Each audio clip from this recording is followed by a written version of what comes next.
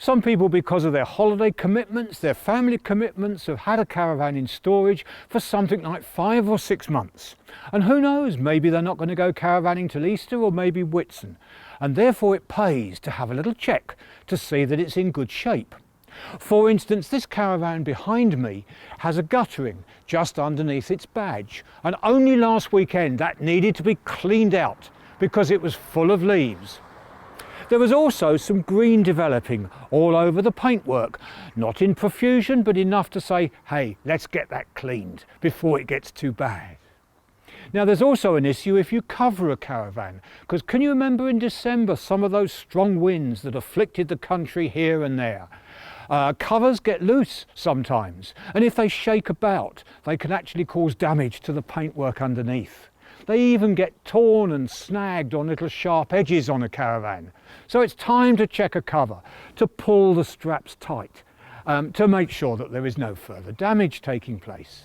Next I want to have a look at the tyres, because funnily enough it's the tyres, even when the van is stationary, that sustain most damage over a long period of many months.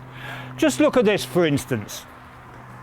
All of the way to the caravan is pressing down on this section of the sidewall, and of course the same the other side.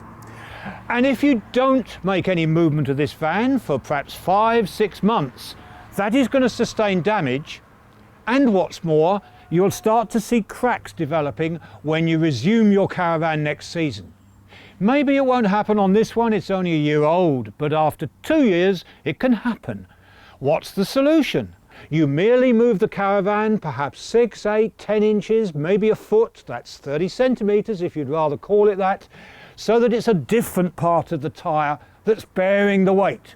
It could go that way or that way, and then you put all the position things back in place like the corner steadies and so on. Now I also want to look at the roof, because things can go wrong up there, and remember in December we had some heavy winds. Follow me, I've checked this, it's safe and it's protected at the edge of the roof. Incidentally, inexperienced owners wouldn't dream of doing this. After all, there's very few caravans which have roofs strong enough to walk on.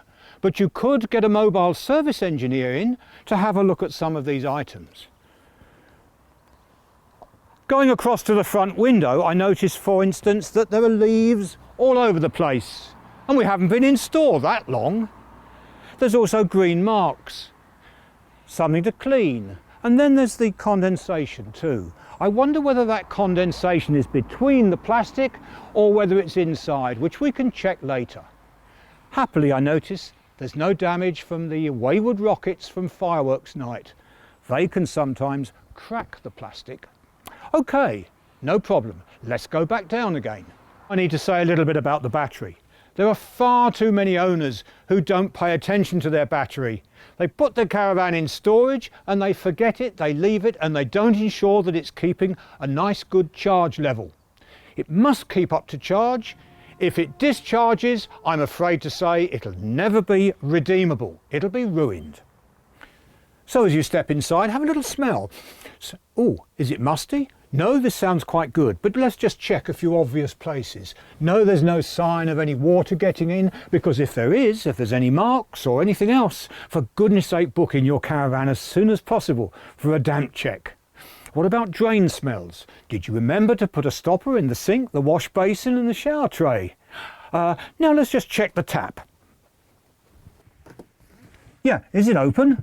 Oh yes it is, that's how it should be left, and in this case, in this tap, in the centre. It's all about making sure you don't get frost damage. So is the fridge door left ajar as it should be to let air get into the food compartment? What about the toilet cassette, is that still left open? It can get stuck in place if it isn't. I've said before, this is one of the most expensive items altogether of a caravan. So if you can get it indoors and put it in a warm place during storage, that helps. But you don't always have space, and so still it's here. What many people do is they occasionally pop a heater in. Don't use a fan heater, use something like a radiator that's filled with oil, and you can actually leave that going safely for several hours without sitting here watching it. Look after this, it's special.